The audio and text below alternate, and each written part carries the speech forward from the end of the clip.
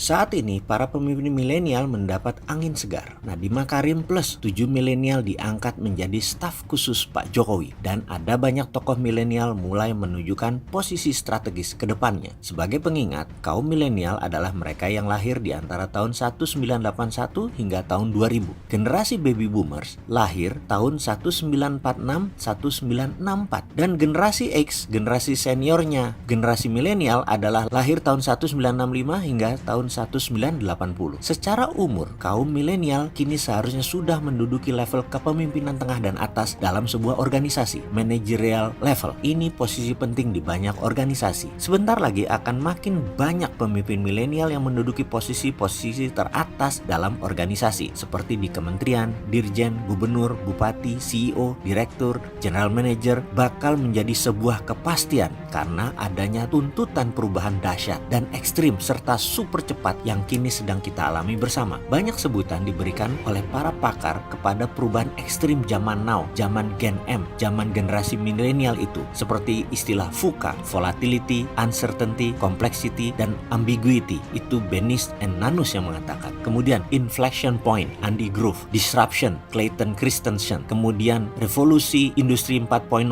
Klaus Schwab, dan the age of acceleration dari Thomas Friedman. Untuk itu, para pihak harus memahami fenomena apa yang sedang terjadi saat ini. Menariknya, semua pakar sepakat bahwa perubahan itu tak lagi linear atau incremental, tapi terjadi keterlepasan atau decoupling antara era lama dan era baru. Gak nyambung belas bahasa vulgarnya. Ini era baru, bukanlah kelanjutan atau kontinuitas dari era sebelumnya. Artinya, new normal yang dihasilkan oleh perubahan dahsyat tersebut sama sekali berbeda dari sebelumnya. Artinya, paradigma baru berbeda sama sekali dari sebelumnya. Saya ini generasi X, gak berani sok tahu dengan generasi milenial ini. Saya hormat sekali dengan generasi milenial ini. Apa akibatnya jika perubahan drastis itu terjadi? Akibatnya, pemimpin generasi baby boomers dan generasi X yang begitu mumpuni bergumul dengan tantangan-tantangan era lama menjadi tidak relevan lagi di era baru yang kini kita sedang hadapi. Kearifan atau wisdom, gaya kepemimpinan atau leadership style, kompetensi, nilai-nilai, perilaku atau behavior, habit yang begitu ampuh